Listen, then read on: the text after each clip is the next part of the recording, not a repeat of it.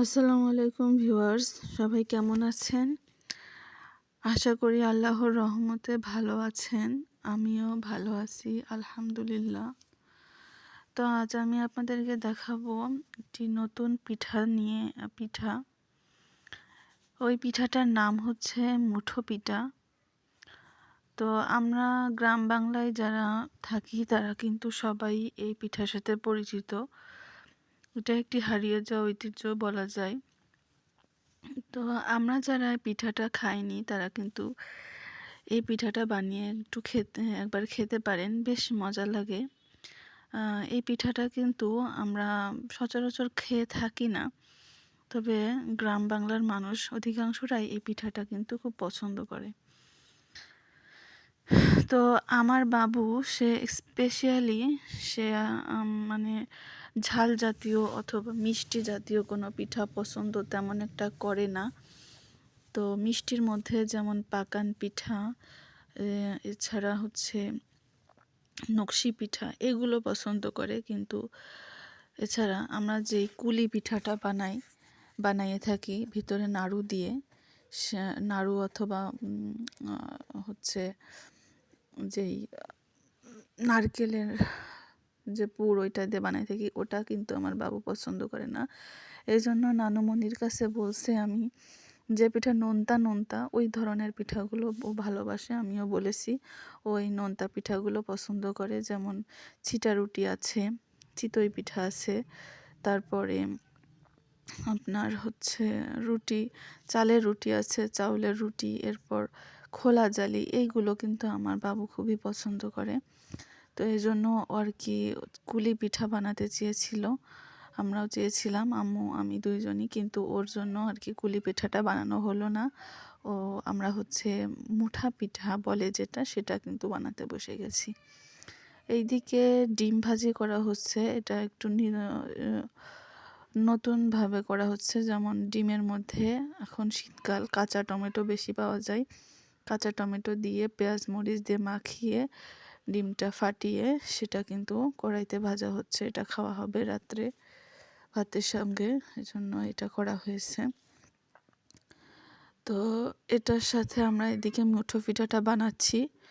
এই মুঠো পিঠাটা বানাতে কিন্তু যেটা আসল কথাই বলা হচ্ছে না, এটা বানাইতে চাউলের গুঁড়া লেগেছে এবং চাউলের গুঁড়ার সাথে যা দিয়েছি সব ঠান্ডা পানি এবং ঠান্ডা দুধ, অর্থাৎ cold water and cold milk, যেটা বাড়ির দুধ এবং বাড়ির হচ্ছে যেই আমাদের যে পানিটা থাকে, আমাদের ঘরের পানি, সেই পানিটা দিয়ে আমরা লবণ দিয়ে কিন্তু মেখে নিয়েছি এই চাউলের গুঁড়াটা। জাস্ট খুবই নরম করে মেখে নিয়েছি, দেখছেন আপনারা, হাতের সাথে নিচ্ছি এবং এর ভিতরে পুর দিয়ে জাস্ট মুঠো মুঠো করে মুঠ পাকিয়ে কিন্তু আমরা কিন্তু মুঠো পিঠা হিসাবে কিন্তু আমরা পানির মধ্যে দিয়ে দিচ্ছি। তো এখানে এই পানিটা যখনই ফোটা শুরু করবে তখনই এই পানির মধ্যে মুঠো আকারে পিঠাটা দিয়ে দিচ্ছি, এজন্যই কিন্তু এই পিঠাটার নাম মুঠো পিঠা বলা হয়। তো দেখুন, আমরা আরেকটা কড়াই নিয়ে নিয়েছি, যেই কড়াইতে হচ্ছে আরও অন্য পিঠা, মানে 2 কড়াইতে পিঠা হবে। এখানে পানির মধ্যে লবণ দেওয়ার কোনো প্রয়োজন নেই, কারণ লবণ অলরেডি আমরা এই পিঠার মধ্যে মাখিয়ে নেওয়ার সময় চাউলের গুঁড়ার মধ্যে লবণগুলো দিয়েছিলাম।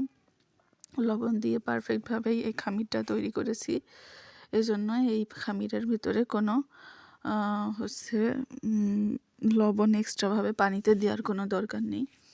তো শেষের দিকে একটু যদি মনে হয় যে এই পিঠাটার যে পানি, এটা কিন্তু ফেলে দিতে হয় না, এই পানিটাও কিন্তু আটার যেই ইয়েটা পানির সাথে মিশে যায়, এই পানিটাও কিন্তু পরবর্তীতে পিঠার সাথে খেতে হয়। পিঠার বলা হয় অনেকটা কি বলবো, পিঠার ঝোল এরকম আর কি, সে আকারেই কিন্তু পানিটা থাকে। এই যে দেখুন, আমার আম্মু মুঠো মুঠো করে দিচ্ছে, আমিও কয়েকটা দিয়েছিলাম, আম্মু বেশি করছিল। হচ্ছে এর মধ্যে জাস্ট মানে শুধু নারকেল কোড়াটা ওর মধ্যে দিয়ে পুর আকারে দিয়ে যে মুঠো মুঠো করে নিয়ে কোনো বেলার ঝামেলা নেই, ওর মধ্যে দিয়ে মুট করে খালি পানির মধ্যে ছেড়ে দিলেই কিন্তু পিঠাটা তৈরি হয়ে যাচ্ছে। খুবই সিম্পল এবং খুবই সহজভাবে পিঠাটা বানানো যায়। এখানে চাউলের গুঁড়াটা সিদ্ধ আটা সিদ্ধ করে নেওয়ার কোনো প্রয়োজন নেই, বা সিদ্ধ করে নিলে মুঠো পিঠা হবেও না। সুতরাং খুবই সহজ একটা প্রসেসে কিন্তু এই পিঠাটা বানানো হয়। এই জন্যই কিন্তু গ্রামের সহজ সরল মানুষেরা কিন্তু এই পিঠাটা খুবই ভালোবাসে। এবং এই পিঠাটার সাথে এই পিঠাটা শুধু খালি খালি খেতে কিন্তু বেশ মজা লাগে, এবং এর সাথে যদি গরু, খাসি অথবা মহিষ অথবা হাঁস, মুরগি যাই বলুন না কেন, এর গোশের ঝোল দিয়ে কিন্তু এই গ্রাভি দিয়ে কিন্তু পিঠাটা মাখিয়ে খেতেও কিন্তু অনেক মজা লাগে। সুতরাং এই পিঠাটা একটা অনন্য পিঠা বলা যায়। অর্থাৎ শুধু খাইলেও, অর্থাৎ খালি খালি খাইলেও খুব মজা লাগে, আবার কোনো কিছু দিয়ে খেলেও কিন্তু সেখানে গোশত দিয়ে বা ঝোল দিয়ে মাখিয়ে খেতেও কিন্তু মজা লাগে। তো আমরা কিন্তু এই পিঠার মধ্যে যদি আমরা চাইতাম একটু দিতে, এই যে এখন একটু লবণ দেওয়া হচ্ছে ঝোলের মধ্যে যাতে ঝোলটা স্বাদ লাগে এই জন্য।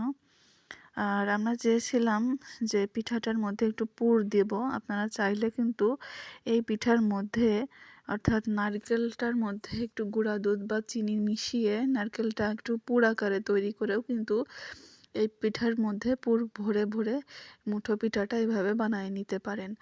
এছাড়া যদি আমরা ওই পুরের মধ্যে গরুর গোশত ঝুরি করে কুচি কুচি করে ওর মধ্যে দিয়ে পুরটা এভাবে সিদ্ধ করে নিই, তাহলেও কিন্তু বেশ মজা লাগে মুঠো পিঠাটা। অর্থাৎ কিছু না দিয়েও যেমন আপনি মুঠো মুঠো করে বানিয়ে নিতে পারেন, এবং এইগুলো দিয়েও কিন্তু বানিয়ে দিলে খুব মজা লাগে। এই যে দেখুন আমাদের পিঠাটা হয়ে গিয়েছে। এই যে আমরা 2-3টা তুলে নিয়েছি খাওয়ার জন্য, যে কেমন লাগছে দেখি। তো আমি খাচ্ছি এখন। তো খেয়ে দেখলাম পিঠাটা আসলেই খুব মজা লাগে। শুধু খালি খালি খেতে খুবই মজা লাগছিল, আমরা খালি খালিই খেয়েছি। তো পিঠাটা কিন্তু খুবই মজা লেগেছে। এই যে ঝোলটাও কিন্তু পিঠার যেই ঝোল, এটাও কিন্তু খেতে হয় পিঠার সাথেই। তো আপনারা যদি খেয়ে না থাকেন আপনারা কিন্তু এই পিঠাটা খেতে পারেন। এটা জেনারেলি আমার বাবুর জন্যই অ্যাকচুয়ালি করা হয়েছিল। তো এই যে আমি আর আমার আম্মু দুইজন আগে খাচ্ছি, চেখে দেখতেছি যে কেমন লাগে। তো এবার কিন্তু প্রায় শেষ, পিঠা ওইটা হয়ে গিয়েছে কড়াইয়েরটা, আর এই কড়াইটা কেবল দেওয়া হয়েছে কিছুক্ষণ আগে, এই জন্য কড়াইটা এখনও হয়নি।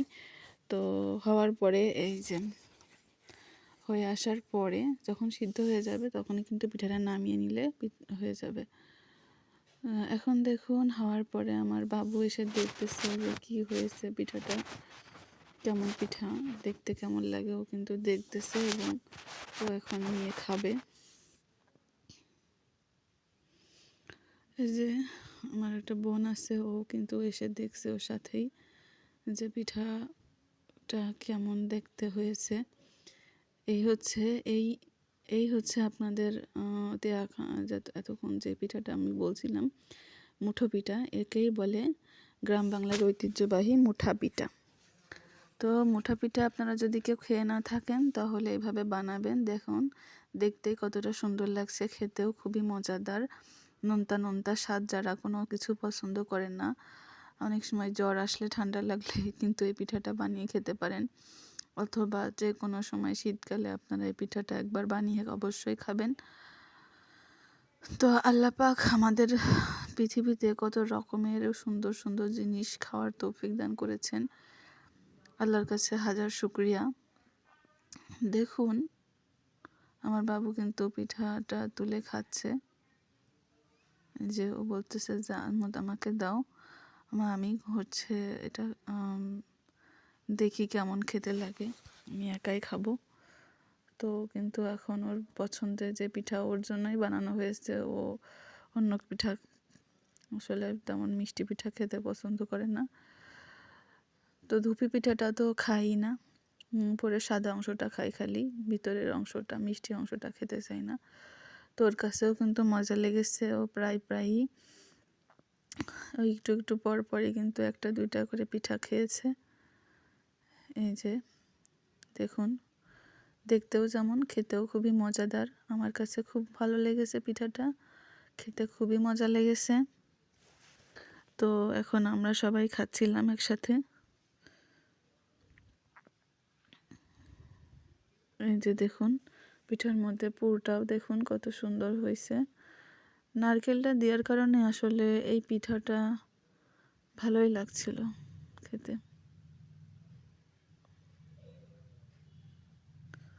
এই যে ছোট বাচ্চারা আসলে ঝাল খেতে পছন্দ করে না, তো এইভাবে যদি আমরা করে দিই ওরা কিন্তু খুবই পছন্দ করে। তো ভিউয়ার্স, প্রায় শেষের দিকে চলে এসেছি। আমাদের মুঠা পিঠা বানানো শেষ। আপনারা এভাবে খুব সহজেই কিন্তু বাড়িতে এই মুঠো পিঠাটা বানিয়ে খেতে পারেন, এবং ছোট থেকে বৃদ্ধ সবাই পিঠাটা খুবই পছন্দ করবে আমি আশা করি। ভালো লাগলে অবশ্যই আমার এই ভিডিওটিতে সাবস্ক্রাইব করে দিবেন এবং ভিডিওটি শেয়ার করে দিবেন এবং একটি লাইক দিবেন। তো বন্ধুরা, আমি যতটুকু পেরেছি, আমি খুব বেশি জিনিস দিতে চাই না। এই যে আমার আম্মু খাওয়াই দিচ্ছে সবাইকে, মনি আমার বাবুকেও খাওয়াই দিবে এখন।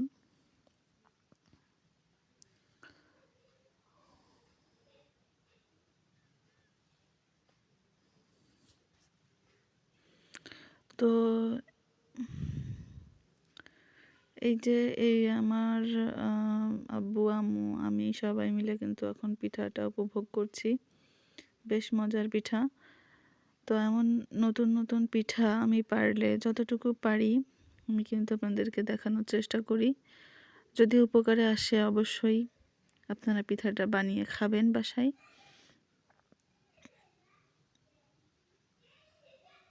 তো এখন খাওয়া দাওয়াই দেখতে পারবেন, পিঠা বানানো কিন্তু শেষ।